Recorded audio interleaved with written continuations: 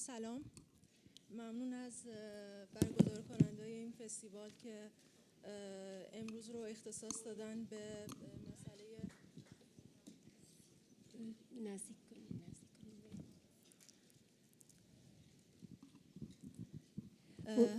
قبل از هر چیز میخوام تشکر کنم از برگزار کننده‌های این فستیوال که روز جهانی زن یه فرصتی رو ایجاد کردن که در مورد مسئله زنان و دختران ایزدی صحبت کنیم.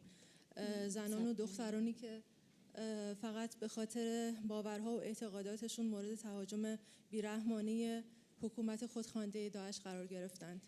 Bonsoir. Tout d'abord, je veux remercier les organisateurs de ce festival qui ont choisi la journée de la femme le 8 mars pour parler de ce problème des personnes qui ont été raptées par Daech.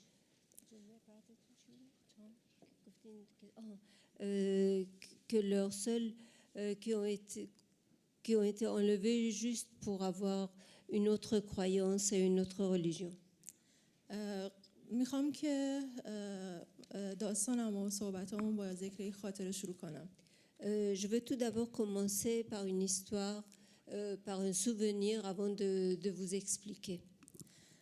اواسط ماه جولای 2014 به همراه تعدادی از دوستان نارین شمو که خودش هم خوشبختانه اینجا حضور داره و اونم تو این دیبیت هست، برکات عیسی که اینا ایزدی بودن اهل سینجار و دو سه تا از دوستای دیگرمون که مسلمان بودن نشسته بودیم و راجع به مسائل که برای شنگال اتفاق افتاده بود صحبت می‌کردیم.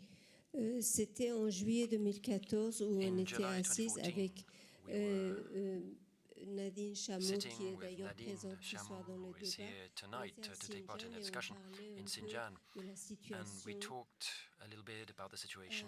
من از برکات عیسی راجع به وضعیت شنگال پرسیدم. شنگال به تازگی دست داعش افتاده بود و همه موصل دست داعش افتاده بود و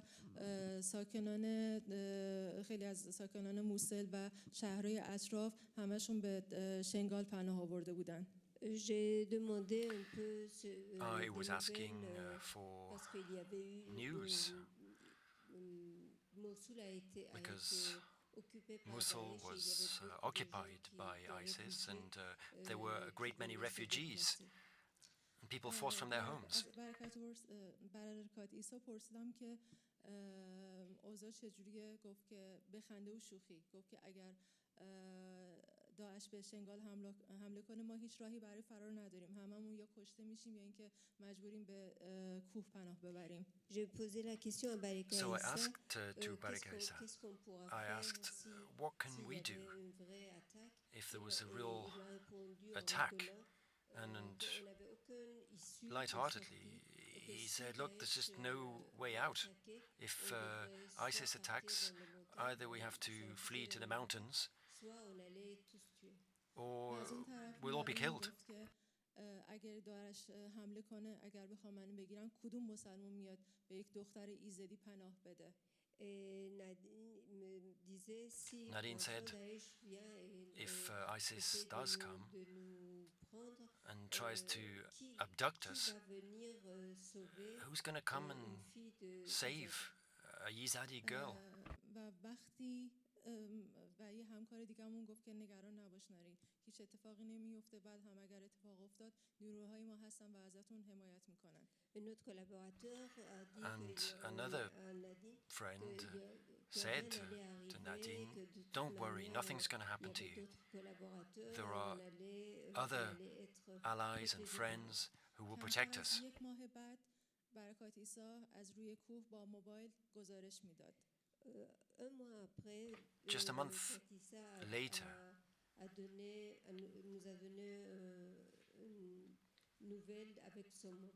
Katisa gave us some news over the phone. همه راه‌ها برای رسیدن آب و غذا به ساکنان کوه بسته است.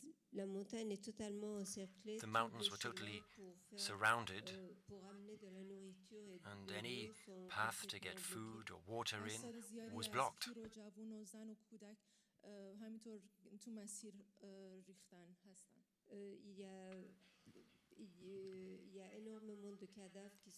There were dead bodies lying around, old people, young people, children.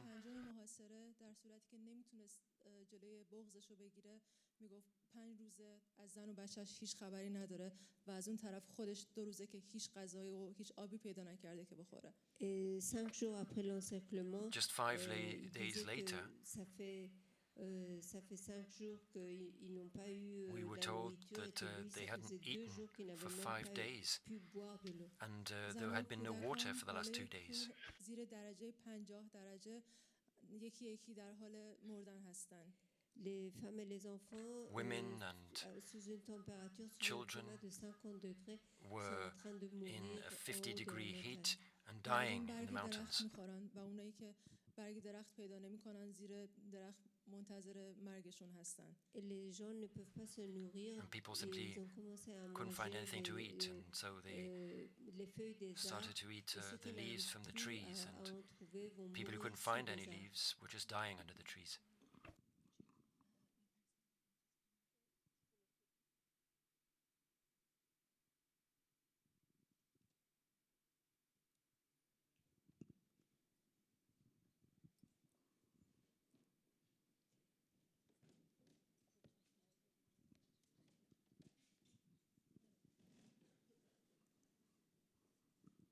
من روز 8 این ماجرا بعد از 8 روز که اینا تو محاصره بودن وقتی به کردستان برمیگشتم رفتم و خودم از نزدیک اینا رو دیدم.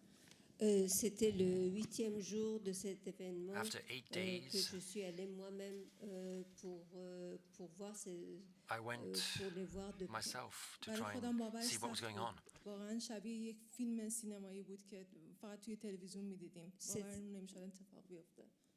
C'était une situation incroyable à accepter. It was just exactement comme si je me horrible trouvais dans un situation. film It was if I was in qui était loin de la réalité. some kind of horror film. و نارین که یه هفته بعد به سراغش رفتم داشت دنبال جا و مکان دخترایی میگشت که به دست داعش افتاده بودن تا بتونه یه کمکی هم براشون از جوامع بین‌المللی پیدا کنه. Et quand j'ai retrouvé Nareen, And when I found Nareen again, elle était en train d'essayer de retrouver les gens qui ont été raptés, looking for the people who'd been essayer d'avertir kidnapped, and she was trying to raise awareness abroad to try to seek help. زیادی شنیدم اونجا از مردمی که از کوه پایین می اومدن که خیلی‌ها بچه‌ها کشته شدن، مردن، زن و بچه‌هاشون رو رها کردند، پیرا زن واقعا توان حرکت نداشتن، همونجا توی کوه موندن و تلف شدن. J'ai entendu énormément d'histoires des gens qui descendaient de ces montagnes. Il y avait des personnes âgées qui n'en pouvaient plus, qui se laissaient mourir. Il y avait des enfants qui étaient obligés de laisser leurs enfants en route. Il y avait vraiment des histoires. Beside the road. زن و کودکان مطابق هیچ معاهدات بین‌المللی نبود. با اونا شبیه برده رفتار می‌کردن، نه شبیه اسیر. Le comportement de Daech avec les femmes et les enfants c'était absolument pas basé sur une reconnaissance des prisonniers de guerre. They simply didn't grant them any of the rights that prisoners of war deserve to enjoy under international law. They treated them like slaves. کلمه‌ای که ما 1000 سال بود فراموش کرده بودیم و باورمون نمی‌شد که دوباره بخواد اتفاق بیفته. Et c'était un mot qu'on avait, ça faisait plus de 1000 ans qu'on avait complètement oublié. For over 1,000 que years, ça allait se we hadn't seen such behavior. Cette situation allait se We never thought we'd see that type of behavior بعد again. مدتی دخترایی تونسته بودن خودشون رو نجات بدن از دست داعش و به کردستان برگردن و من تصمیم گرفتم که صداشون رو ضبط کنم و باهاشون صحبت بکنم چون تنها شاهدایی بودن که از خود دولت اسلامی ماجراها دیده بودن و بلاها سرشون اومده بود و من میخواستم واقعا از زبون خودشون بشنوم که زندگی تحت لوای داعش چه معنی داشت. Quelque temps après, il y a eu certaines filles qui ont pu A little bit later, some s'évader et girls managed to retourner. escape and Et j'ai décidé d'aller go back, recueillir leurs témoignages I parce decided que to c'était collect les their seuls stories vrais témoins qui savaient ce because qui they se were the only passait. witnesses who really Et knew c'est what had là où happened there. j'ai entamé ce travail. And that's when I began my و project. من شیوه کارم به این شکل بود که بعد اینکه باشون صحبت می‌کردم دلم می‌خواست که یه پورتره ازشون بگیرم. من چون کار اصلیم فوتوژورنالیستیه و استایلی که من انتخاب کرده بودم لباس سفید پاک ایزدی بود که به معنی مطهر و پاک بودش. Et ma manière de travailler, c'est que moi je suis un photojournaliste et je voudrais absolument faire des portraits de ces femmes. Et pour la mise en scène, j'ai voulu qu'ils portent ces vêtements blanches qui symbolisent la pureté et qui est purity, les vêtements traditionnels which is the traditional dress of the Yazidi women. این پیام رو برسونم که هیچ گناهی شما نداشتین، شما هیچ خطایی مرتکب نشدین، شما مجبور شدین که بارها و بارها فروخته بشید و من خواستم با این لباس سفید بهشون برسونم که شما مثل کبوترایی هستین که تازه به زخمی به وطن برگشتین و واقعا باید با دنبال یک امید تازه بود برای شما. Et le message que je voulais The message donner avec ce that I travail, wanted to c'était get surtout across pour leur in my dire à work ces was jeunes to filles que tell these young vous women êtes totalement innocents, que that they were vous completely n'avez innocent, péché en to rien, que convince ce them of n'est pas that, votre that it faute. wasn't their fault, Vous êtes that they hadn't exactement committed any comme crime. des oiseaux qui ont été They were like blessés sur leur chemin et que wounded vous birds pouvez retourner along avec les mêmes the route, puretés. and they could remain یکی از pure. کسایی رو که من توی کمپ دیدم خانم نادیاد مراد هستش که الان خودش شده صدای زنها و دخترایی که دست داعش بودن و مورد بدترین جرایم قرار گرفتن. Une des personnes avec qui j'ai parlé, c'était Nadia Morad, qui aujourd'hui est devenue une figure représentative des Yazidis. For the Yazidis. Elle-même, elle a été enlevée, elle avait She herself was donc abducted agressée par Daesh. and attacked نادیا by مراد ولی حاضر ISIS. نشد که لباس سفید تنش کنه. عکسی که پشت سر من می‌بینید تصویر نادیا مراده که پشت سرش نگاه کنید جای سوختگی سیگار هست که میگفت تمام تنش با سیگار سوخته شده. La seule personne qui n'a pas voulu porter ce vêtement blanc, donc qui représente un peu la pureté, c'était justement Nadia Morad. Et la photo que vous voyez ici, c'est sa photo. On voit la trace de brûlure de cigarette et tout son corps était couvert de ces brûlures de cigarette. ولی گفت من لباس سفید رو نمی‌پوشم. لباسی بود که مادرم همیشه به تن می‌کرد و آرزو داشت که من لباس سفید عروسی به تن کنم. الان هیچ خبری ازش ندارم، نمیدونم زنده است مرده است. Elle a refusé de porter ces vêtements blancs en disant que c'était sa mère qui portait toujours ce vêtement et que son grand souhait c'était qu'un jour sa fille puisse se marier dans ce vêtement blanche.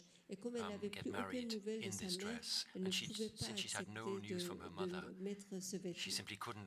و شخص دیگری که میخوام به عنوان پایان صحبتم راجبش صحبت بکنم خانمی هستش که به تازگی از بند اونا خودش رو رها کرده و صاحب 9 فرزند هست.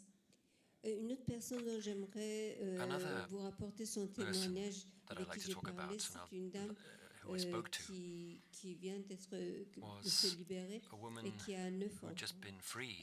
وقتی داعش حمله کرد به روستاشون ازشون خواست که شما مسلمون بشید ما کاری باهاتون نداریم و اونا به خاطر ترس از خودشون و بچه‌هاشون ظاهرا اسلام رو قبول کردن. Et quand Daesh a envahi leur village, ils ont dit que si les gens devenaient musulmans, on n'allait pas les malmener. Then they wouldn't be badly treated. And to save their families, everyone just accepted. Malgré cela, ils les ont In spite of that, exactement comme des esclaves. they treated them like slaves anyway, took them from one village to another to sell them. cet homme a été acheté par 9 personnes. And this person had been bought and sold 9 times. 8 فرزند دیگه هم داشت. Dans une situation où elle était elle-même In a enceinte, situation elle where avait she encore herself was 8 pregnant, enfants and she had avec elle. 8 children with her دختر 10 already. سالشو که دختر بزرگش بود دزدیدن و در روستای بعدی دختر 3 سالشو ازش دزدیدن. Ils lui ont volé sa fille de 10 ans. They took her 10-year-old girl, and then in the next village, her 3-year-old girl was stolen from her. دختری داره، دختر 9 سالش، نگاه کنید موهاش کوتاه اینجا، به خاطر اینکه از ترس اینکه بلایی سر دخترش نیاره موهاشو کوتاه کرد که نخرنش. بعد از اینکه دخترای دیگه‌ش رو ازش دزدیدن، از ترس اینکه ندزدنش موهاشو کوتاه میکرد مثل پسرا. Si vous voyez la jeune fille qui a 9 ans, elle If you see the 9-year-old girl with short hair, they cut her hair. On sait qu'à cet âge, on va les prendre Because that was to show that she was of the age when she could be bought and sold. سعی می‌کرد اینو به شکل مجنون نشون بده که بگن این دختر دیوانه است، کسی نخرتش. مجبورش می‌کرد، یعنی غذا نخور، غذا بهش نمیداد و یه جورایی تمام تنش همیشه سعی می‌کرد کثیف و حتی زخمی نگه داره که مبادا از این خوششون بیاد بیان ببرنش. To try to defend her girl, she didn't give her enough food to try to make her less attractive, so that she would have scars and so that she would be so unattractive that people wouldn't want to buy به her. تنهایی به دنیا آورد زمانی که چند روز بود هیچ غذایی نخورده بود، تنهایی، در صورتی که بقیه بچه‌هاش دورش نشسته بودن و شاهد به دنیا اومدن بچه‌ش بودن. Sa dernière grossesse, elle Her last pregnancy, elle a accouché seule devant ses enfants. Ses enfants actually gave birth all alone in front of her children. She hadn't eaten for days, and in those terrible circumstances she gave birth. کمک بیاره و اون رفت و از همسایه‌ها کمک خواست. کسی نبود که به دادش برسه. آخرش تماس گرفتن با صاحبش و اون یه زنی رو فرستاد که بعد از چند ساعت اومد و ناف بچه رو برید. She asked her son to go and look for help, but he went off and couldn't find anyone to help. Until finally, they had to wait for another woman many hours before she came to cut the cord. هیچی نداشته بخوره و پسرش از سر کوچه از توی آشغالای تیک نون براش پیدا کرده تونسته بخوره تا بتونه به بچه‌اش شیر بده و بچه‌اش رو با دستمال خیس دهنشو تر می‌کرد که یه مقدار از اون وضعیت گرسنگی و تشنگی بیرون بیاد. And since they hadn't eaten for 2 days, her son went to try and look for food in bins, to try and find crumbs or bits of bread, just to try to feed, so that she could then feed her child. She used wet handkerchiefs, tissues, to try to feed the baby. اولین کاری که میکنه در حالی که بدنش همچنان زخمی و خونی بود بهش تجاوز میکنه. And when her master, her owner, came, in spite of the fact that she'd just given birth and she was covered with blood and was in a very difficult situation following the birth, he raped her. 8 سالش که تو عکس قبلی بود اونم بارها و بارها شاهد ذبح آدما بوده. اونو بالای ماشین میذاشتن که بتونه بهتر ببینه که چطور مردمو سر میبرن و ازش میخواستن که یاد بگیره و میگفتن که تو باید یاد بگیری چون تو الان مسلمون هستی. Her 8-year-old son, who you can see there in the picture,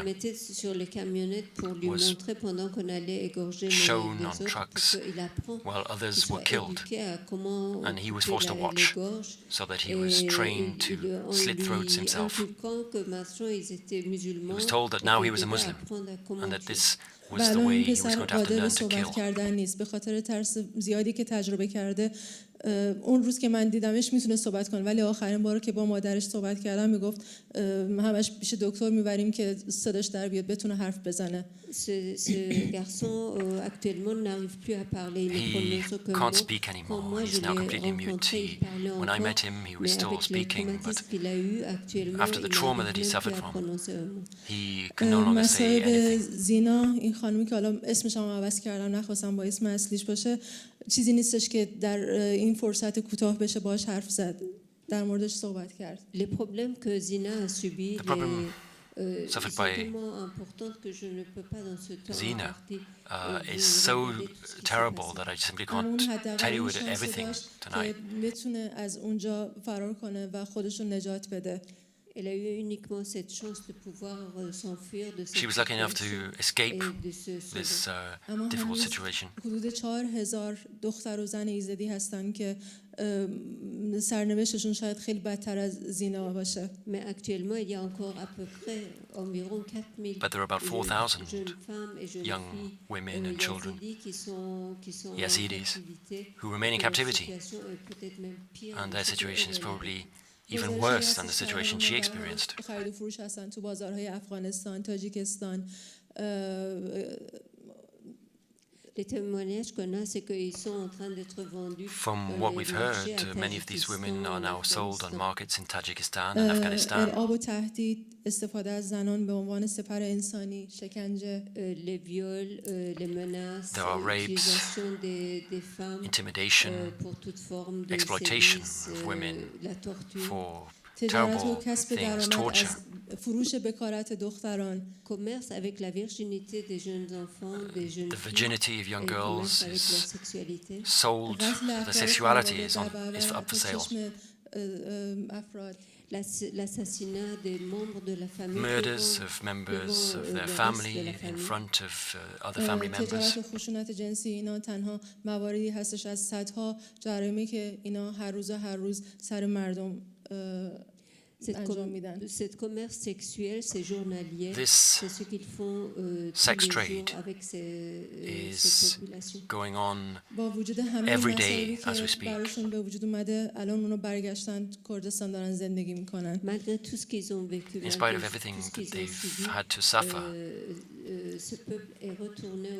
Many Yazidis have gone back to Kurdistan to try to live. واقعا آینده این دخترها چی میخواد باشه؟ Mais quel sera l'avenir de ces jeunes filles? But what will be the future for these young girls? Dans quel espoir ils pourront continuer à vivre? How can they retain the hope to go on living? Quel remède existe aujourd'hui sur les blessures qu'ils ont subies? How can the wounds they've suffered be healed? Ça c'est leur ville. Est-ce que vous croyez que c'est la ville dans laquelle ils vont continuer? Town. Do you think they're going to be able to go back there to live? Dans ces circonstances où il y a énormément In such circumstances, there are dead bodies, members of their family who lie dead in the streets. مسئولیت من و شماست که اجازه ندیم که سرنوشت اونا شبیه الان باشه. Regardez ces enfants, c'est notre responsabilité à vous et à nous. It's all of our responsibilities que leur destin ne soit pas aussi pire que ce qu'ils ont vécu jusqu'à maintenant. Isn't as bad as what they've been through so far. Thank you very much for listening, and I apologize for speaking for so long.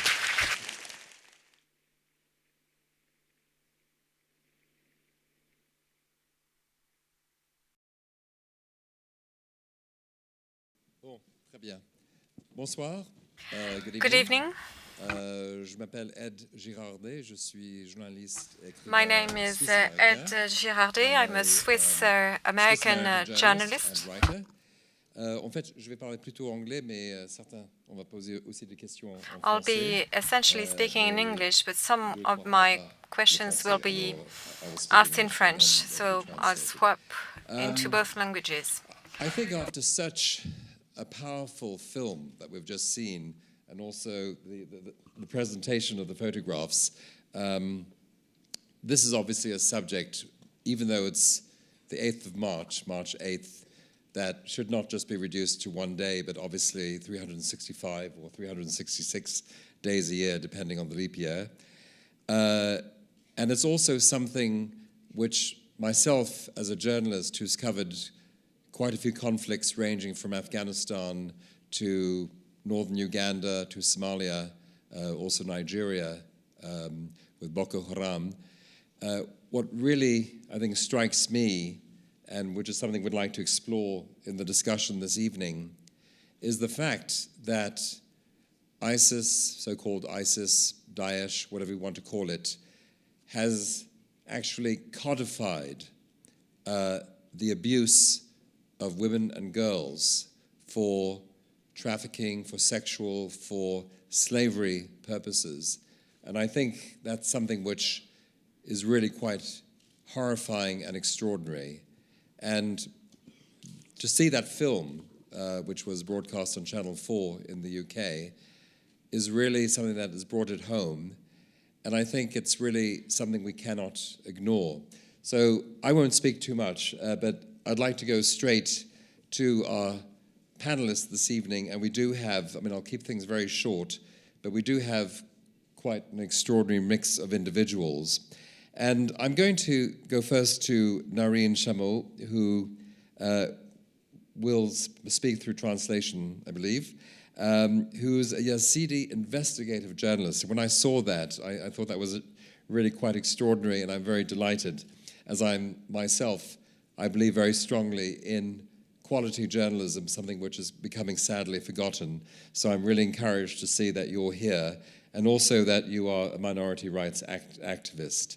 So perhaps, I think, before introducing the others as well, would like to hear a bit, perhaps, your reaction to the film, but also what your view is of the situation. And by the way, I'm asking each one to talk for several minutes, then we'll have questions amongst ourselves, and then I will revert to the audience, because I know a lot of you will have questions which are probably better than mine. So perhaps, Nareen, you can tell us a bit, why have you become involved in this work, and what does it really mean to you? I don't know, I feel that I have nothing here, but I have a lot here after I watched the film. I will speak in Arabic.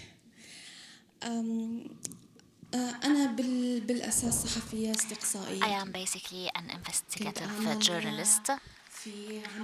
I have worked in a number of institutions. I have worked in TV channels, and I have worked for radio and for also the written press.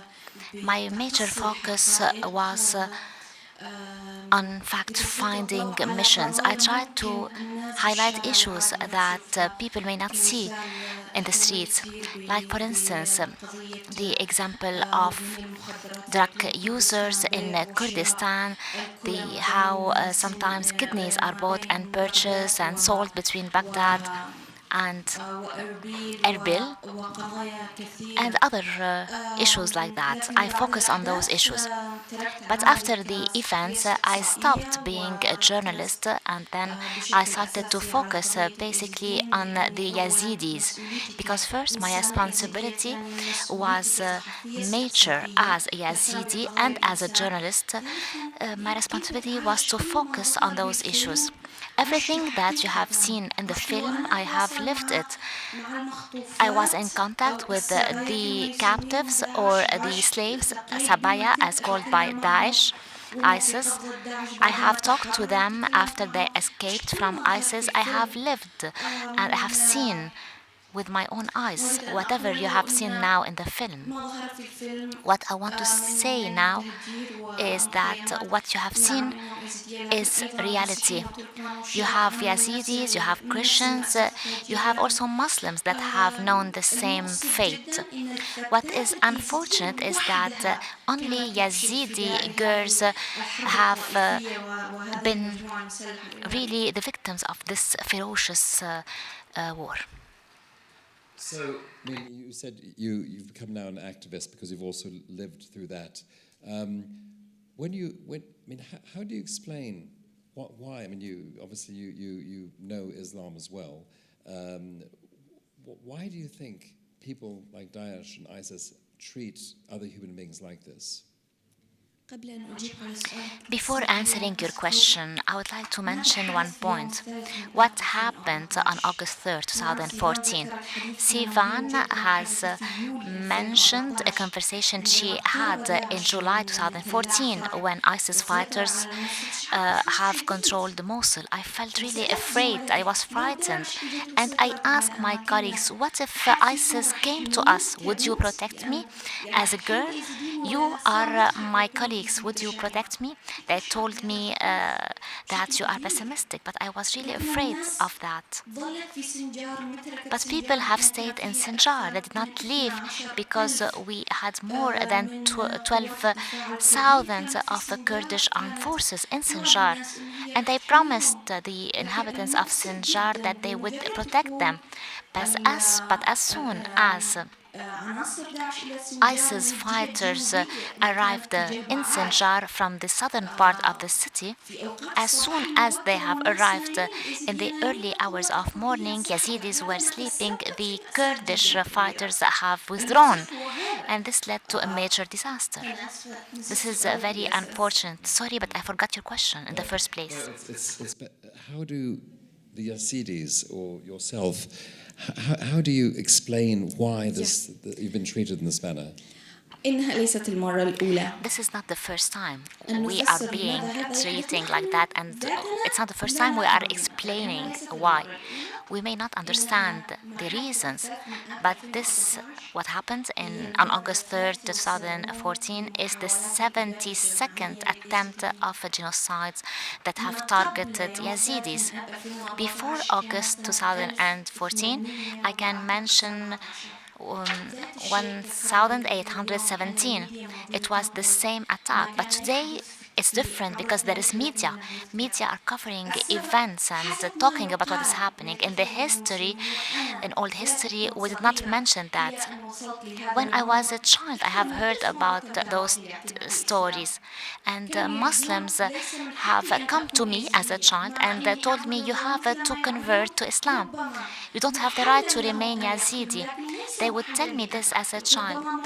They would tell me that they can kill. They can kill, but I cannot kill. I don't find a very logical explanation. Maybe the Koran is very conservative regarding this point, and this led to having gangs and groups of people killing Yazidis. And if they are stronger, they will kill other people, not only Yazidis. I'm sure of that. Nareen, I'll come back to you. I'd like to now go to Lynne Franjié, who's Professor of Oriental Studies at the Université de Lille in northern France. And I think this is perhaps a good point to move. I'll take this off because I think you won't be able to. You won't be able to understand French. Oh, you've got one there. You've studied Daesh or ISIS, the history. But can you give us a bit of sense as to why there is this not only codification of the approach toward these individuals, but how do you explain the way this treatment is being dealt out with to not only to Yazidis, but also to Muslims as well, women? Yes, thank you very much for your question. First of all, I have to explain that what of interest for me when I study this issue is the internal logic, for example, of Daesh. And what matters if you try to understand that kind of phenomena is to avoid an anachronical reading. You cannot understand what is happening using your normal reference points, your vision and your concept of a modern era, whatever your culture. What we are witnessing is what I call a re-implantation of the Middle Ages by Daesh. That's what they are doing. They are reinstating the Middle Ages today's world. And the way they do it is by using ideas and legal advice that were used at the time during the Middle Ages, and slavery was one of the things they were using at the time. So basically, they're using older principles, rules of war from the Middle Ages in our contemporary era. And we see that on three levels. First, on the theological level. Second, in the social and economical structure. And third, in practices. On a theological level, this is a theology from the Middle Ages and the whole logic with it. What is happening today is not happening by simple chaos. It's clearly codified, clearly in compliance with different codes that come back to the Middle Ages, taking captives, for example, using the very term of slavery. Slavery or rape is not the appropriate term.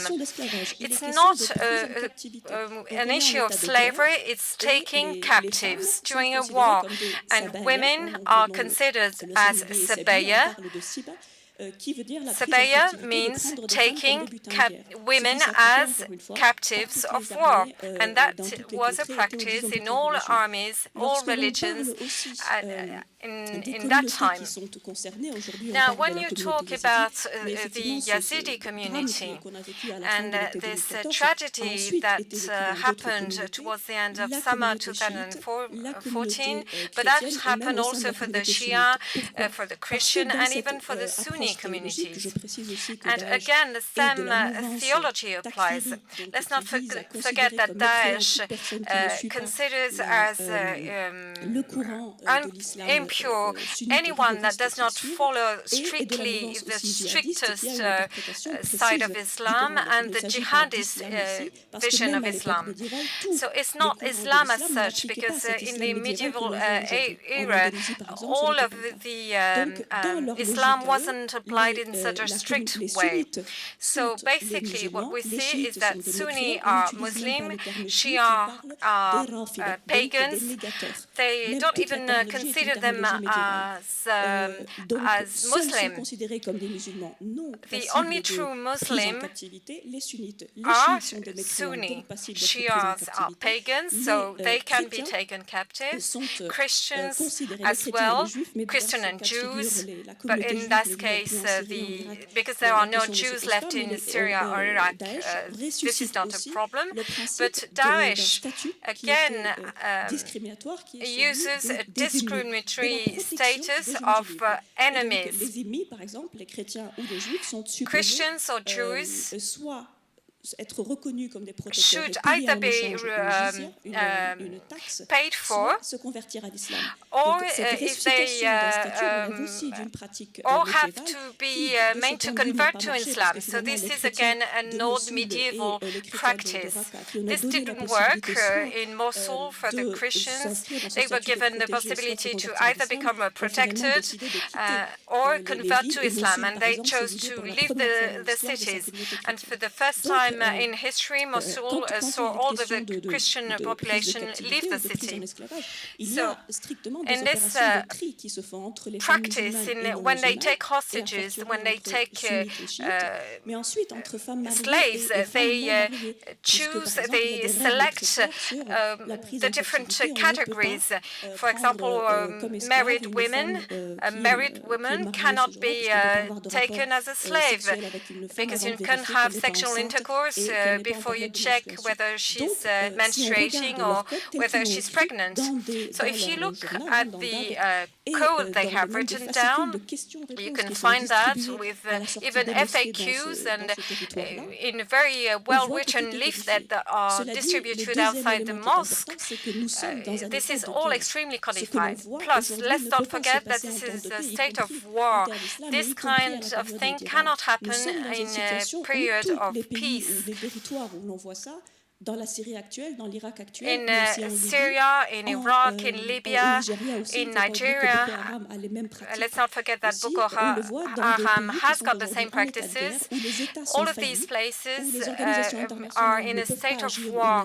There is no intervention by international organizations. So basically, it's a complete chaos. So it's a combination of different elements, a reimplantation of the Middle Ages plus a state of war, hence the total chaos. And nowadays, the theologians from Daesh are issuing fatwas to regulate excesses and abuses.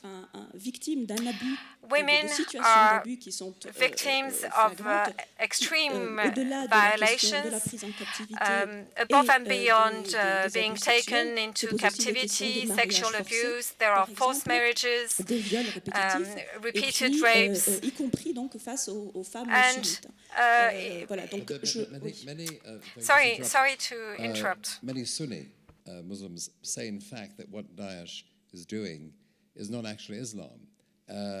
And that it's mafia, it's power, it's money, all these things come out. I mean, even pro-Taliban, even Taliban in Afghanistan, are, have criticized ISIS. Well, again, I would not make a link with Islam. I think it's more a question of Middle Ages practices in today's era. But there are different things. I mean, the situation of war explains a number of behaviors, mafia-like behaviors. But there is also all this imagery of the Middle Ages. If you look at what is happening nowadays in Syria, you really get a feeling that you're watching Game of Thrones. It's a political game, but set back in the Middle Ages with a war context. What you're saying about the Taliban, well, you need to understand that when they criticize Daesh practices, it's not at all because they believe they're better at protecting human rights. It's, again, a question of a power struggle. They come from different origins. One of them wants a global jihad, the other one wants to create a territory, a state, a caliphate, and the other criticism is in that vein. We can come back to you, Lynne, but I'd just like to go to Rothna Begum, who's with Human Rights Watch, and perhaps looking at that film as well that we've seen, how has that sort of fallen in with the research that you've done for Human Rights Watch? Thank you. So the film that you've just seen actually includes very much the aspects that we documented as well. What we found was that there was an organized system of rape and sexual slavery, as well as sexual assault and forced marriage. We documented from very early on, since August 2014, when they started taking place, the executions of young men and families who were being abducted. Weeks after that, we started hearing about the stories of slavery markets, but this is all very new because ISIS up until that point hadn't been conducting sexual slavery. Even forced marriage was not very common. So hearing about sexual slavery was a very new thing. But we were able to then actually document that, and that took a while because it took a while before women were able to speak about what had happened to them, and for the escapees, because a lot of the problems were the fact that many women were not able to escape until months later. We also found that young boys were being forced to convert to Islam. So this is all part of a very organized system. They were sort of being abducted, as you sort of heard on the screen. They were also then being taken to sort of prisons and detention centers, which were schools, which were hospitals, which were hotels, random buildings. They were being kept in these places. And then in a very organized manner, they were sorting them out and they were separating them. Young girls from older women, the elderly different from the very young children, young boys then taken away to be forced for forced conversion. And in that manner, they were also listing their names, even the way their hair, the color of their hair, and things like that. It is very, very organized. And then we saw ISIS then came out with statements saying that they were absolutely okay with sexual slavery and that they could do what they want with people that they called slaves. Now, this is different to any other type of armed, well, not any other type of armed group, but most other armed groups or other state actors, in the sense that usually when they commit sexual violence, they're not going out of the way to talk about it. And in the instance of ISIS, they were owning this issue. And our strategy is usually to document violations and also to expose the violations. And in the case of ISIS, they were exposing themselves. They were absolutely owning what they were doing. Now, we still believe in international justice, that there is still a possibility for justice. So documentation is still incredibly important. It is important to sort of discover exactly how they were doing this, how they're continuing to do it, and finding out who those people were. So trying to work out what those things were happening. So you're saying that basically you're doing something very similar to what happened in Rwanda, that you're gathering materials on the perpetrators. And I mean, is the idea that if it ever does come to an international criminal court, that there will be individuals who will be held responsible? So, yeah, exactly. You have to look to the future at the end of the day. So if ISIS right now is sort of saying, we're going to commit terrible acts of violations and we think we can get away with it, if people are going around documenting what's happening and building a case for the future, for at a time when, say, a fighter leaves an Islamic State, he is able to be caught, like say, for instance, he turns up in Switzerland. There is a possibility that you could arrest him and to bring him to trial. But more importantly, what we want is local justice, because that's really at the heart of where everything is. So we want to ensure that the Iraqi courts have a good justice system, that they are documenting in a proper way, that the stigma around sexual violence is lifted so that women can talk about what had happened to them, and they can actually properly document this. So we actually not only looked at what ISIS were doing, but we also looked at what had happened to the women after they fled. So the situation they were in now. So as you saw in the film, the woman, one of the women, when she was being interviewed, she actually had a very physical attack while trying to explain what had happened to her. Now, that's not uncommon because, she'd experienced post-traumatic stress disorder, but you can't just leave her like that. You have to provide a number of services to those who have escaped, including, for instance, psychosocial care, in particular trauma counseling. So very young children to much older men and women do need trauma counseling at a large scale. Even if they were not raped, they have missing brothers who have been executed in front of them. They, have still children still with ISIS. So the trauma is not just what had happened to them, but the continued fact of people who have been killed or still abducted. So that needs to be dealt with as well. So we examined that issue, and we found that the local government, the Kurdistan regional government, were actually quite weak in that regard, and they were trying, but actually there was very basic services available. And even currently, what's happening is that there's only basic psychosocial care, so sort of first aid psychosocial care, if you will, not extensive trauma counseling, which should be happening on a much wider scale. And there's only literally 2 or 3 psychiatrists who are dealing with hundreds of women and girls. That's not really proper counseling. We also looked at in situations of abortion and children born of rape. Now, you have to think about this. This is a number of women who are being raped.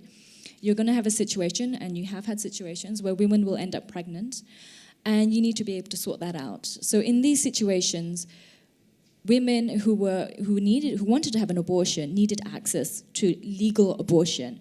And Iraq does not allow abortion in the case of rape. So that's an issue. So that's something we were advocating against as well, to change the law there. And it is something that they haven't really properly dealt with still. When it comes to children born of rape, again, there's a whole system of care that needs to go into that, dealing with cases of where women choose to want to keep those children or choose to not want to have those children. In all of those cases, you need to balance the rights of the mother with the rights of the child. So there are specific guidelines and standards around this.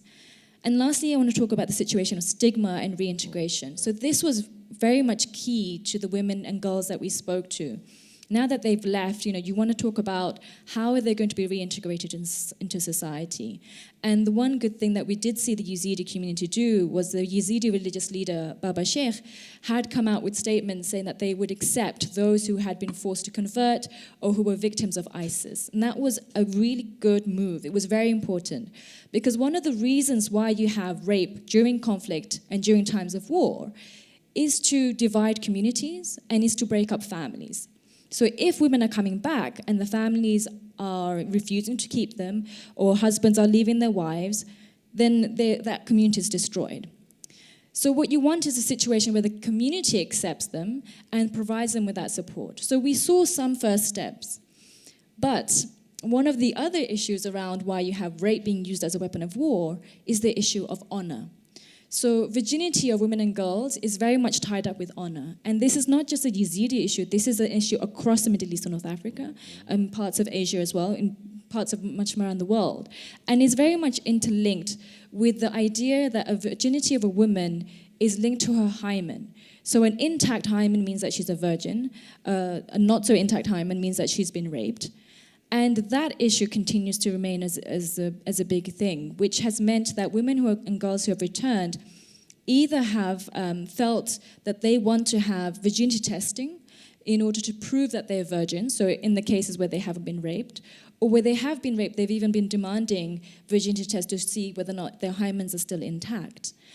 And then the thing that we found really problematic was that the local authorities were conducting virginity tests as part of rape documentation. Now, this was a surprising thing not many people had looked at, was because they believed, again, in a misunderstood way, that the hymen being broken means that she's been raped, and then that would add as evidence to a case. So they were conducting these as a matter of course for those who were not married before they were abducted by ISIS.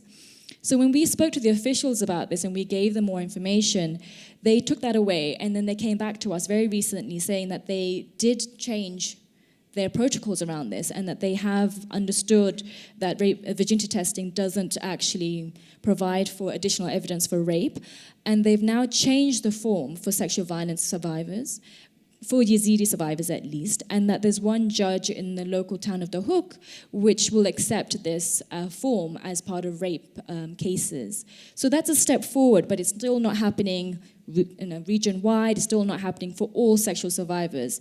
But also that issue about honor being linked to virginity needs to be dealt with in terms of sexual education across the society. So it's not just women and girls being told, hey, your hymen doesn't mean that you're a virgin or not.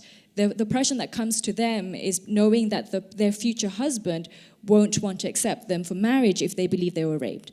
It also affects justice issues. Because if they feel that their sexual violence is so stigmatized that they need to prove that they're virgins, and they have a document saying they're virgins, then what happens 10 years down the line when the guy is caught? Do they say, hey, actually, I was raped? What do they say to their husband then at that point when they say, well, I had a virgin document, So these kind of issues need to really be tackled now, because unless you break down all of those issues, you're not going to be able to see the sort of justice and accountability that we want to see for the future, but also the reintegration of survivors of sexual violence. That's fascinating. In fact, I'd like to go to you to see what, yes. المتعلق باختبار العذرية I have a comment to make regarding virginity test and the virginity certificate. What you have mentioned is very important, and the Yazidi community is against virginity test as being practiced. I was with a number of girls that have been subjected to this test, and we have made an advocacy campaign against that. This girl is a victim. How can you put her in such a situation, living again the same suffering she had? It is considered as an insult, even for us as activists and as Yazidis in particular. And I would like to clarify another point. For your information, everyone, all women that were in the hands of ISIS, whether raped or not, Khalil has said in the film that 80% of them have been raped, but I'm sure that 99% of them have been raped.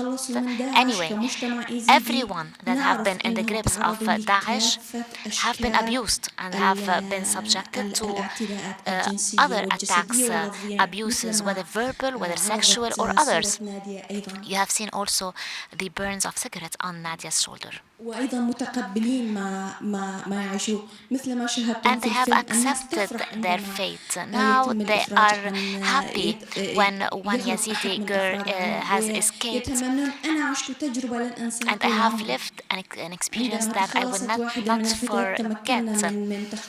In all my life, we have been able to help a girl escape from ISIS, and her father has kissed her legs, saying that, sorry, I could not save you. You are back here, but your mother and your sisters are still in their hands, and I don't know anything about them. Seivan, have you come across similar stories, and what impressions did you come away with on this subject? Je pose la question sur...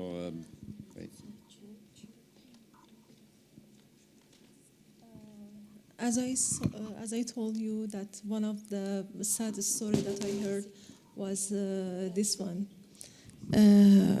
یکی از بدترین داستان‌هایی که من شنیدم، به گوش خودم شنیدم، همین خانم زینا بود که براتون توضیح دادم و فرصت این نشد که بتونم این خود مفصل‌تر راجع به این خانم باهاتون صحبت بکنم. One of the saddest stories I heard was the story of Zina, the girl who I spoke about earlier. And I didn't really have time to tell you everything about what happened to her. داستان هر کدومشون از یک دیگه شدیدتر و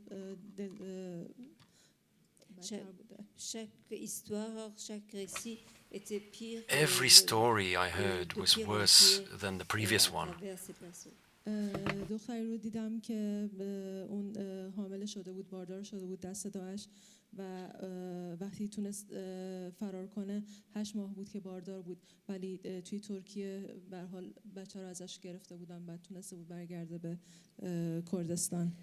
J'ai rencontré une fille qui était tombée enceinte de 8 mois fell pregnant, and she was 8 months pregnant when she was captured by Daesh. And when she got to Turkey, her child was taken away.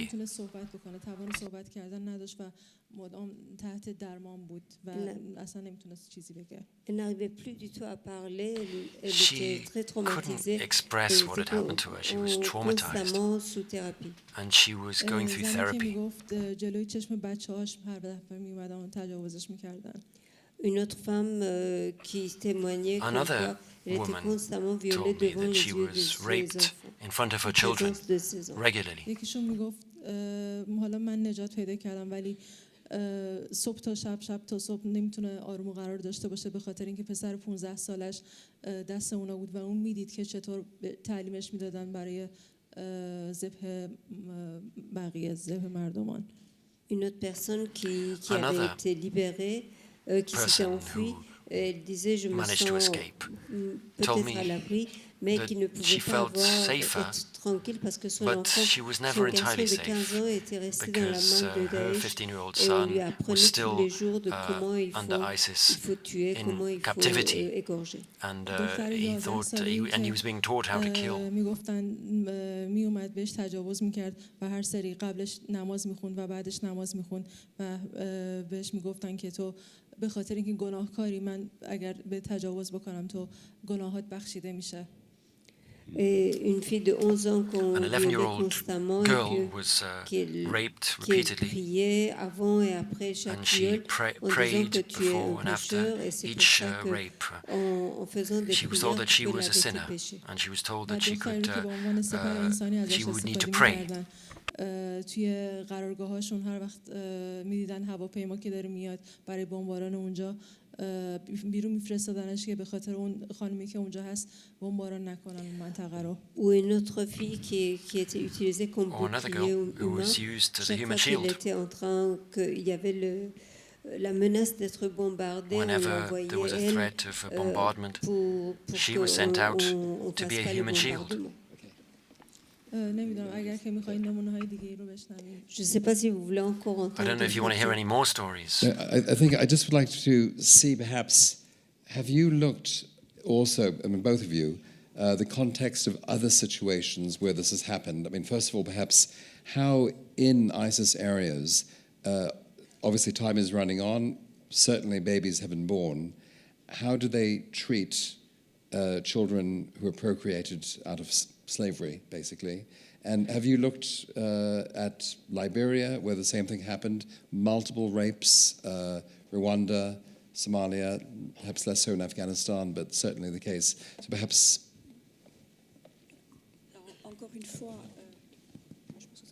Encore une fois, quand il s'agit des enfants, la distinction se fera entre when you talk about children, there's a distinction between whether a child is born d'une esclave, donc d'une personne prise en captivité. Et dans ce cas-là, si on revient encore une fois au fond théologique ancien, parce que c'est un cas unique dans l'histoire moderne, le cas de figure qu'on a actuellement, l'enfant d'une esclave est un esclave qui peut être affranchi sous différentes conditions dans la vie. En revanche, lorsque l'on est dans des cas par exemple de viol ou d'abus sexuels, mais de femmes qui ne sont pas en situation de butin de guerre, de captives, donc qui sont soit des musulmanes, soit des convertis à l'islam, là, l'enfant naît comme en islam. En général, il n'y a pas de distinction entre l'enfant illégitime et l'enfant légitime. Le rapport entre l'enfant naturel et le rapport légitime, la situation est différente. Maintenant, ce qu'il faut voir aussi, c'est qu'il est rare qu'en dehors des situations d'esclaves, on ait des cas d'enfants qui naissent hors mariage, puisqu'on a beaucoup de mariages forcés. L'obsession, si je puis me permettre le terme, actuellement, est celui d'éviter la fornication. Donc, zina étant interdit en islam, il y a toute une série aussi d'innovations théologiques qui ont été mises en place avec des sortes de mariages, comme soit des ressuscitations de mariages comme le mariage de coutumier, ou bien d'invention de mariage, ce qu'ils ont appelé le mariage à distance, qui permet de marier des personnes qui ne se connaissent pas à distance et qui viennent après séparément en État islamique. Il est rare que des enfants naissent hors mariage, sauf par children are actually born outside of wedlock, apart from through this slavery situation. So there a child is born, and a child born of a slave remains a slave.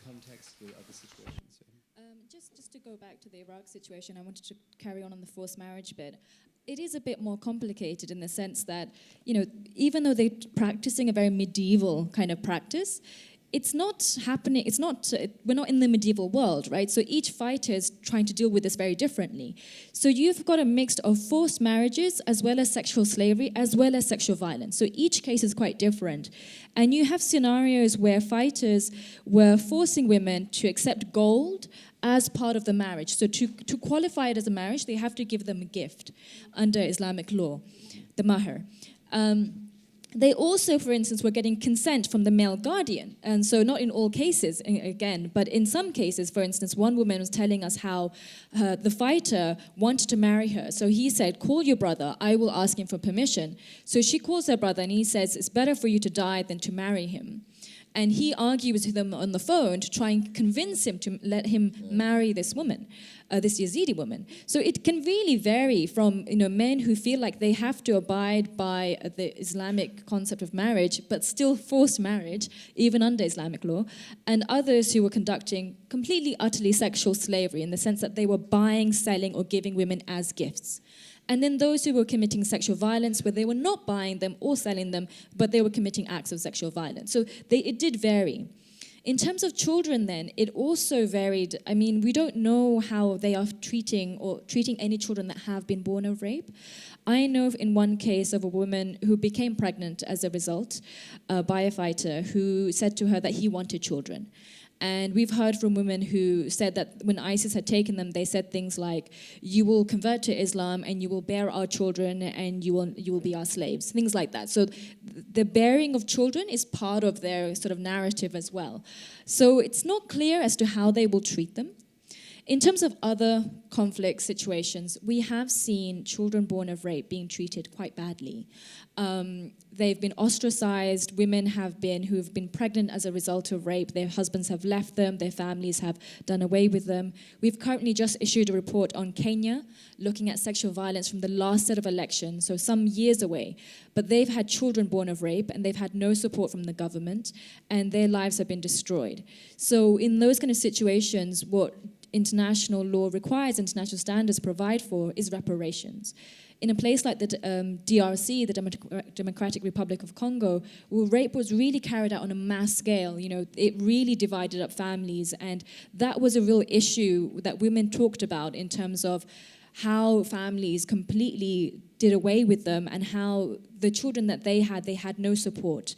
And some of them kept those children, some of them didn't keep those children, but those children continue to be ostracized as well. Did you want to say? Oui, pour compléter ce qui est dit, je pense que ce qui est important, c'est aussi de pouvoir voir ce phénomène que l'on voit de manière très aiguë, parce qu'il est mené en temps de guerre et par des organisations extrémistes. Very specific war situations, but it's part of a broader situation of violence against women in the Arab world. You also need to remember that we have similar situations of violence against women in refugee communities, Syrian and Iraqi refugees in Lebanon and in Syria, and even in peacetime. You have modern slavery in Gulf states, for example, or in Lebanon, where you have domestic workers, women, domestic workers from Africa and from Asia. So we're talking about social practices. We're talking about an understanding of rape, an understanding of women who've suffered from rape. And this is a broader situation facing women in the region, even in times of peace. So the situation is very, very difficult. And just to give you some examples, I think what we really need to reply to this question as to how to bring back the dignity to these women, generally speaking, is that we need to underscore basic principles, the principle of consent. An organization like ISIS, for example, or other organizations in Lebanon, Jordan, Syria, working with refugees, really talk about women as though they didn't require a woman's consent. They give them a legal tutor, a legal guardian, could be a brother or the father. The Caliph, Abu Bakr of ISIS, is often the guardian of all of the women who might belong to him in that respect. So there's this principle of the need to underscore the need for a woman's consent, and the need to underscore basic principles, as I said, which aren't being respected. A status you find in Islam is that you are basically free, and I think this is extremely important. You don't have legal tools or the political tools in the Arab world, generally speaking. In Lebanon, for instance, you have a woman, if she is raped, if she marries her rapist, then rape isn't punishable by law. And so these are basic principles which are being flouted, and we need to use legal tools to go beyond these social practices or to defeat them, which are so damaging to women. I'm going to open up to questions here, but we have a piece of audio, very brief audio, and can you perhaps just explain why you're playing this for us?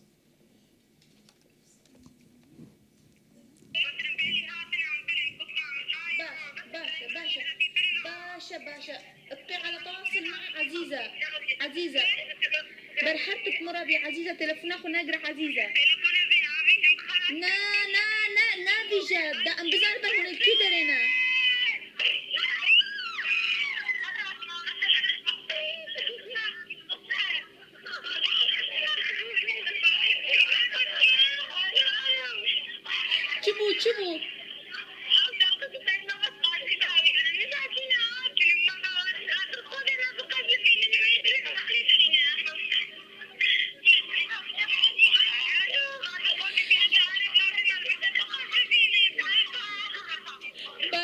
شبو باشا عزيزة باشا تلفون أخو نقرأ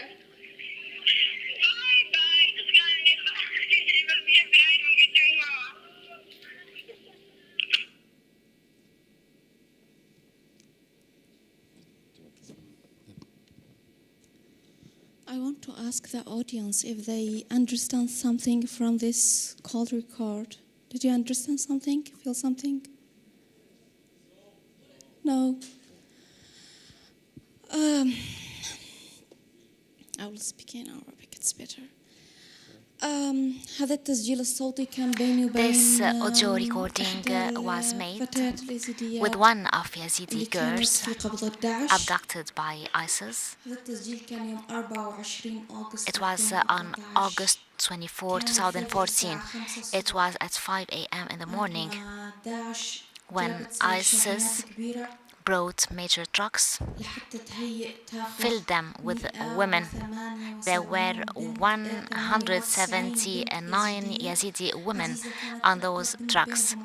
Haziza, this girl that was on the phone, was 17 years old, and she was the eldest.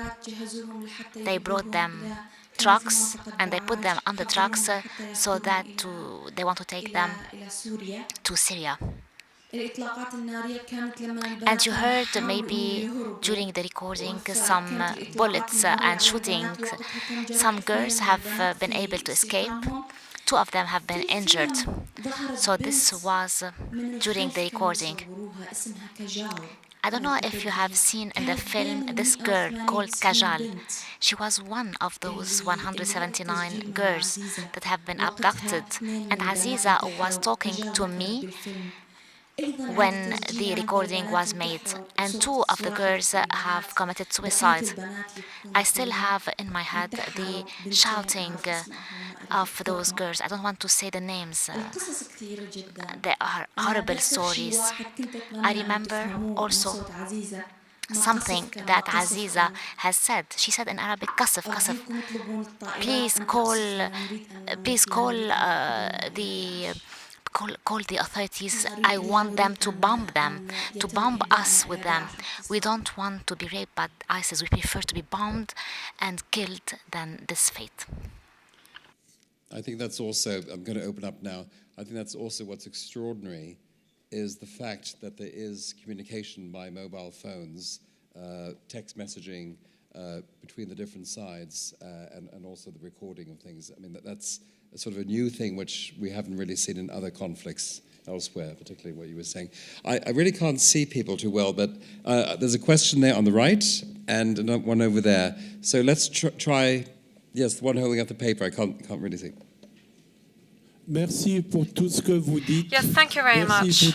Thank you for all you've been saying, explaining, and showing to us, and I want to congratulate these women for their courage. Here in university hospitals, we repair virginity, but I'm not sure this can be done, and maybe this is not the first thing that should be done. And now coming to the idea that you can have sexual intercourse without having an open hymen, this is this makes me think about Peshmerga women. They frighten Daesh fighters. When I see those women with painted nails that fight fiercely, there might be hope for the Yazidi women. Another thing, when we see the Lalil shrine, I wanted to know whether it is a recognition by the community and society, and how do these women and men manage afterwards, either for someone who's been raped or someone who is married. Can they actually get married afterwards? I'd like a few answers on these issues.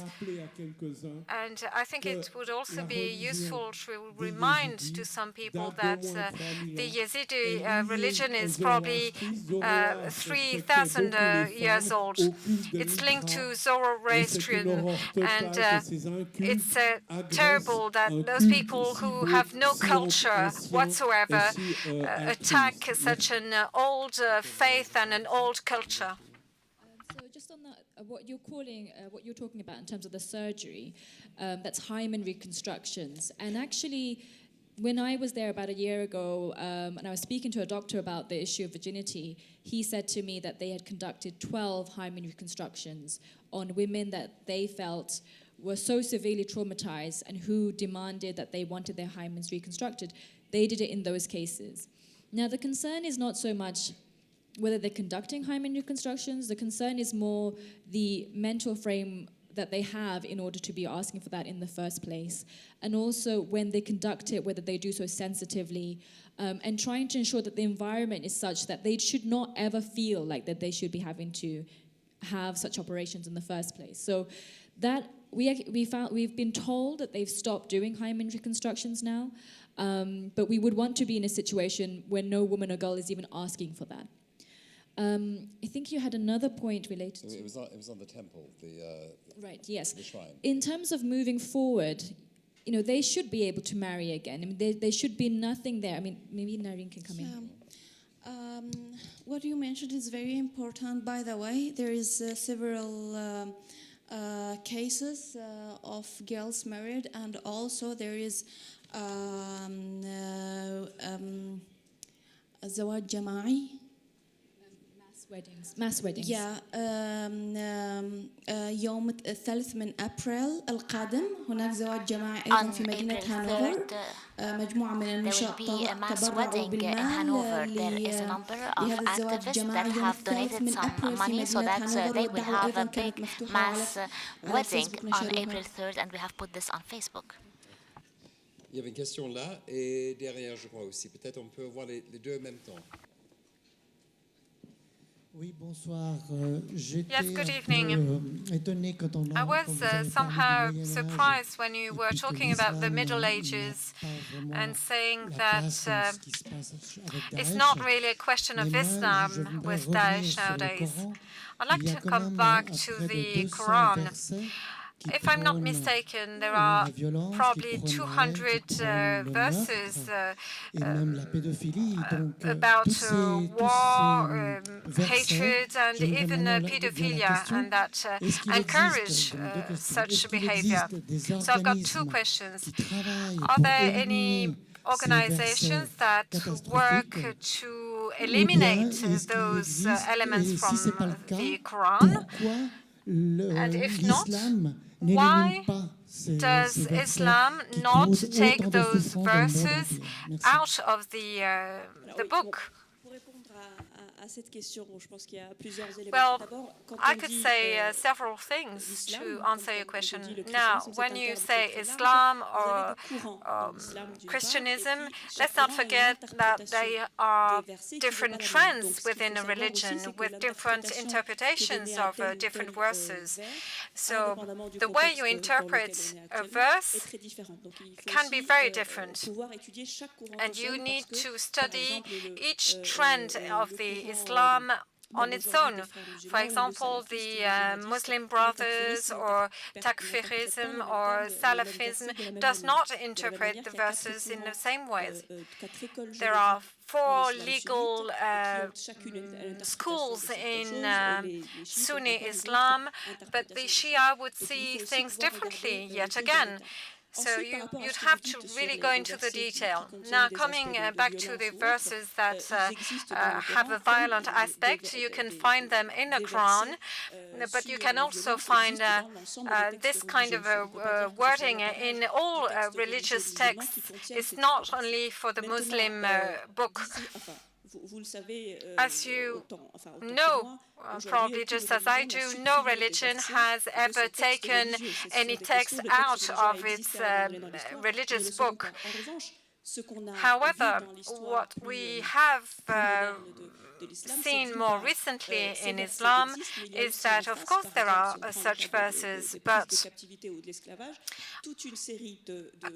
conversely, there are many more, or just as many verses claiming that slaves should be freed, So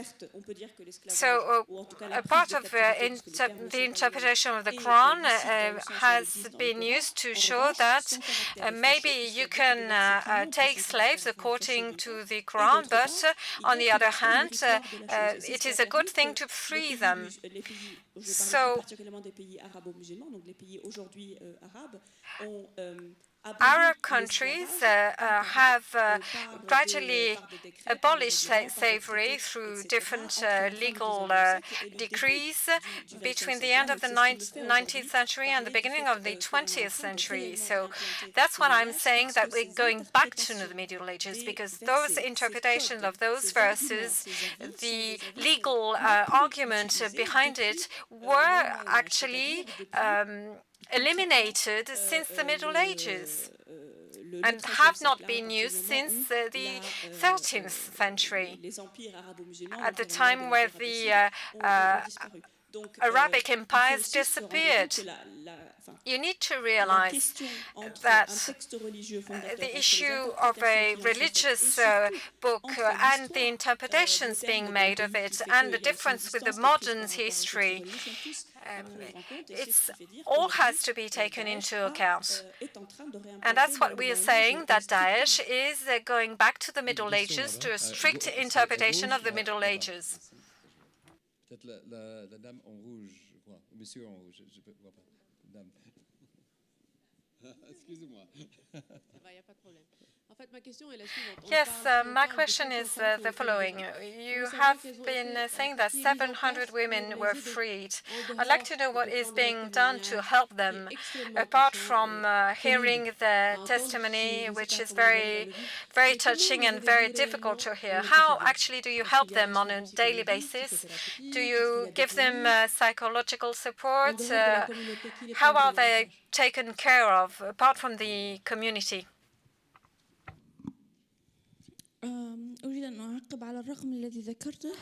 I would like to make a comment first about the figures. The overall number of women and children who have escaped is 2,400 people. We have only 1,000 of them that are women. Germany has adopted 1,000 women and children. They will take care of them. They are now in Germany, and I think that the rest, the others, are still in camps, and they are still living in camps such as other refugees, without any psychological support, without any educational or other type of support. Some of them do not even have money to visit and pay a visit to a doctor. We have only 2 medical teams and a high number of camps, 8 camps, only 2 medical teams, and those clinics are not very well equipped to deal with victims of such horrors. I said yesterday and 2 days ago to Jamil, who is working in Yazda camp. It is an American NGO that has been established by Americans and Yazidis, and this center is trying to help. And this guy told me that some NGOs come sometimes and provide support to those women, but this support is really minimal because disasters are on such big scale that they need an organized, systematic psychosocial support, and they also need a government program for rehabilitation.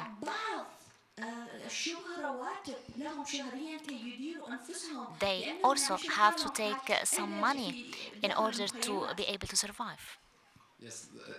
If you can just comment on that, then I'll get another question. I just want to make sure. I'll just add to that. So absolutely, I agree with the lack of psychosocial support that's out there. But in addition to trauma counseling, you need to have women working and girls in schools. So one of the big things that we found was that women would say, we're sitting in these camps and we're going out of our minds because we're not doing anything, right? So you want to be putting them in positions where they're able to earn money for themselves, or they're going on a training course, or they're in schools and they're able to be comfortable in those environments as well. And many of them said that's exactly what they wanted and that's what they were advocating for. We've heard of some NGOs and other organizations that have started doing knitting classes here and there. So, but it's very ad hoc. So the problem is that it's not done on a massive program, a systematic scale of really good trauma counseling, combined with reintegration services like livelihood support, like education, so that those who have survived and managed to escape are actually beginning to look at the future as opposed to continue to look at the past. And also if you look at Kosovo, even Rwanda, the number of specialized organizations, even radio programs, Voice of America, local radio, dealing with psychosocial trauma, and you look at what's the amount which is not available there. Il y avait une question là-bas. Oui, monsieur?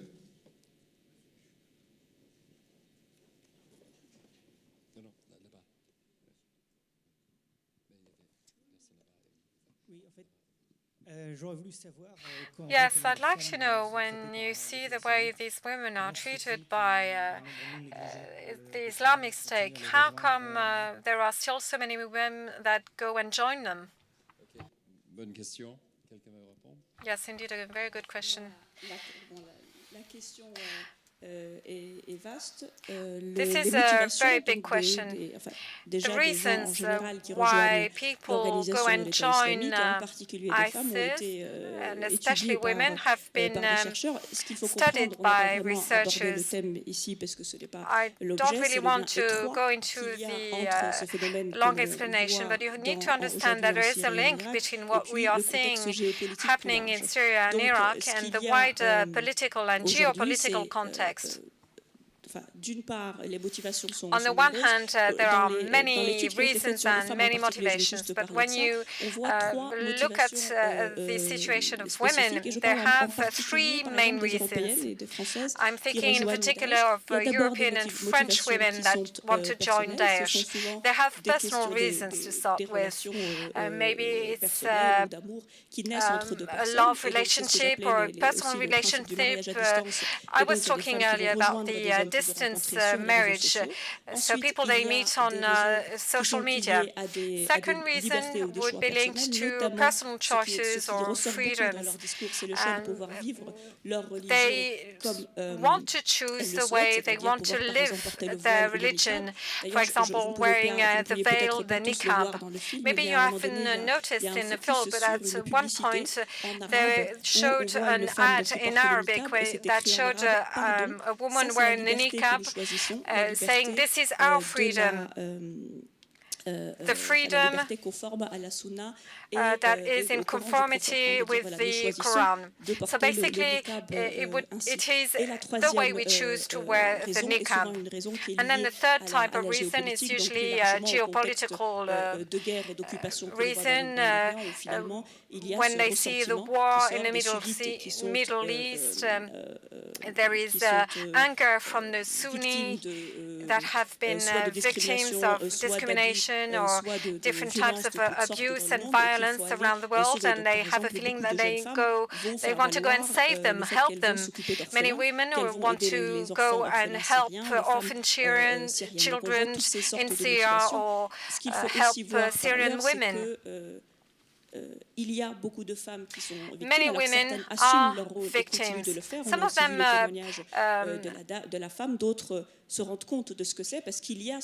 realize l'organisation de l'État islamique. Donc il y a le principe de la some of them have a dream of what the Islamic State would be. It's a kind of utopia, but then they realize when they get there that is quite different.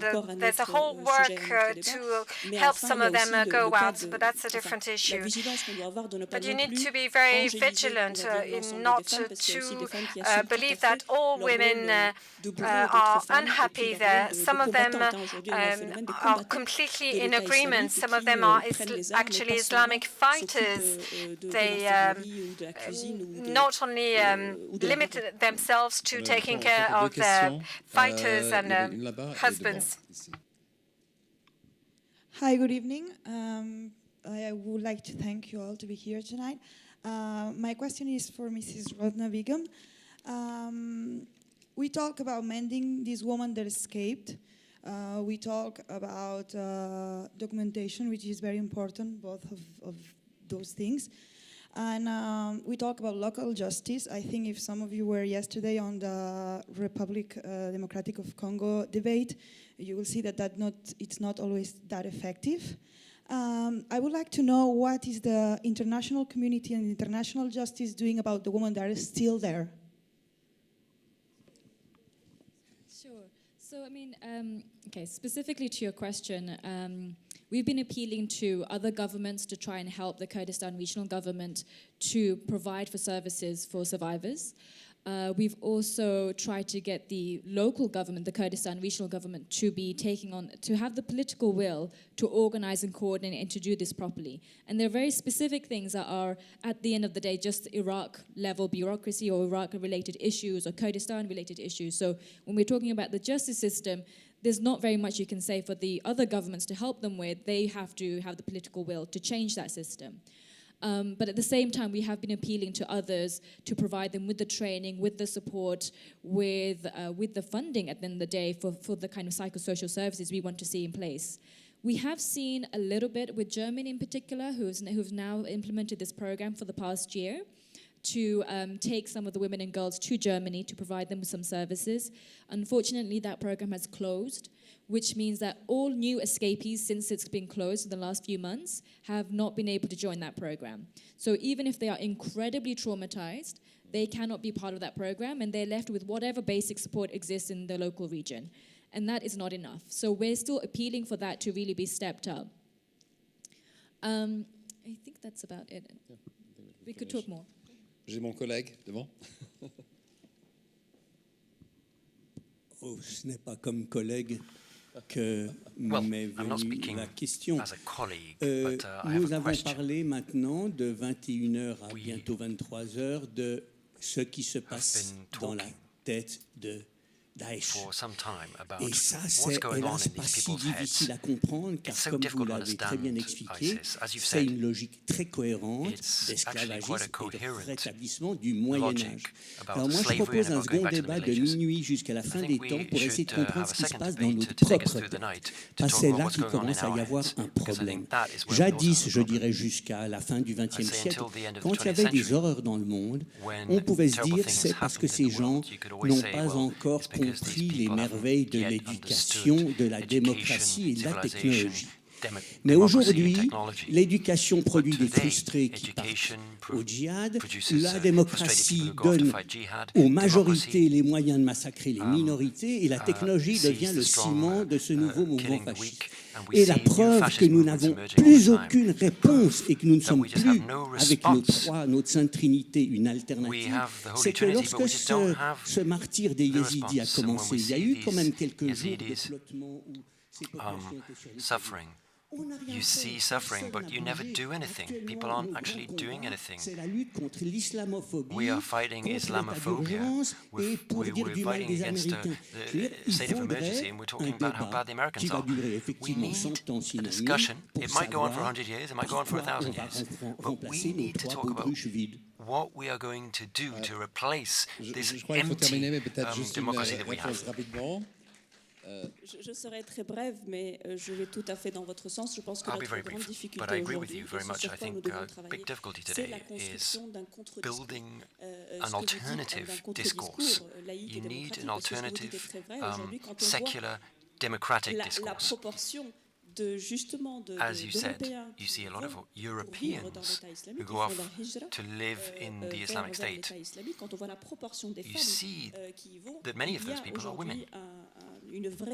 And so there's a real question that we need to ask ourselves in Europe and in Arab and Muslim countries with regard to many Arabs and Muslims who are going back to the Islamic State as well. So we need to understand it from the inside.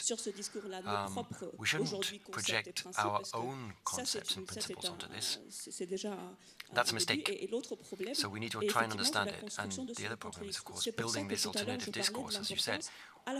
That's why I talked about stressing basic principles, which also exist in Islam, human rights, equality, solidarity, they may sound like hollow words, but they are important and they are helpful in building legal and political tools in these failed states.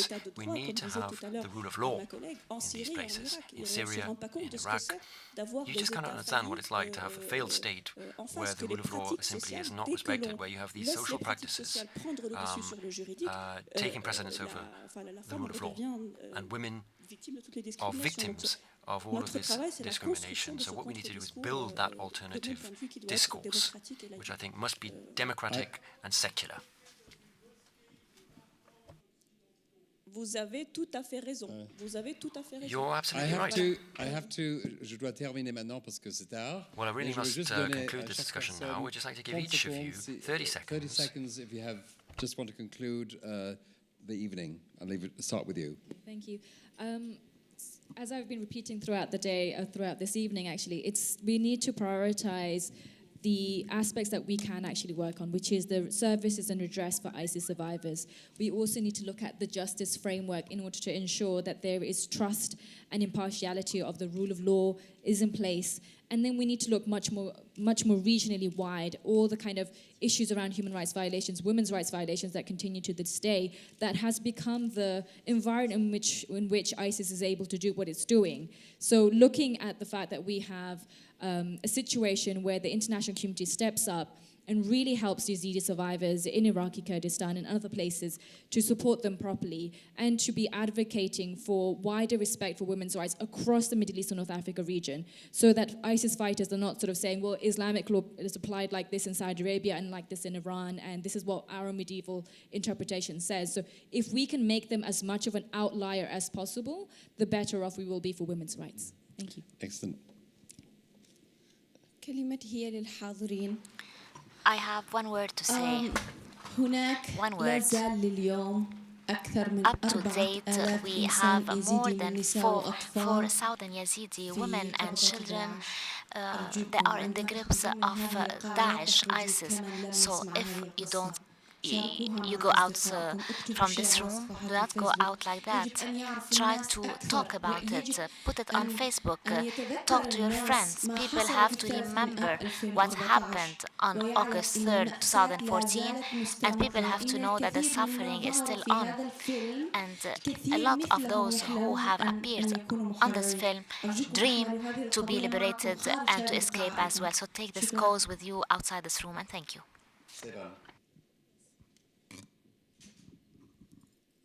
منم واقعا فکر میکنم چیزی که الان اینا بیشتر از هر چیزی احتیاج دارن بهش اینه که یک محیط آروم داشته باشن که بتونن یک زندگی دوباره رو شروع کنن. هرچند خیلی سخته، باید جایی زندگی کنن که جسد فامیلاشون پدر مادر هستش و واقعا خیلی خیلی سخته. باید خیلی تلاش بشه که اینا از این وضعیت بتونن بیرون و فراموش کنن درتاشونو. I think one of the most important things is that these people can be allowed to live in a different environment, in peace. They simply cannot continue to live in these places where their families have been killed and in the camps in which they currently live. That's the most important thing. هنوز کابوساشون فراموش نمیشه، مدام هر شب کابوس میبینن. کاری که خودم تونستم انجام بدم این که چند تا از این دخترها رو بتونم بهشون آموزش فوتوگرافی بدم که بتونن یه هدف جدید پیدا کنن تو زندگیشون، بلکه بتونن این مصیبتایی که سرشون اومده رو یه مقدار فراموش بکنن و هدف جدید پیدا کنن. این وظیفه ماست، هر تک تک ما، که بتونیم یک راهی رو پیدا کنیم برای اینکه بتونیم یک امید بهشون بدیم، یک هدف جدید بهشون نشون بدیم. Every night they have nightmares about what's happened to them. I tried to teach them how to take photos, to express themselves through photography and express all of their suffering in that way.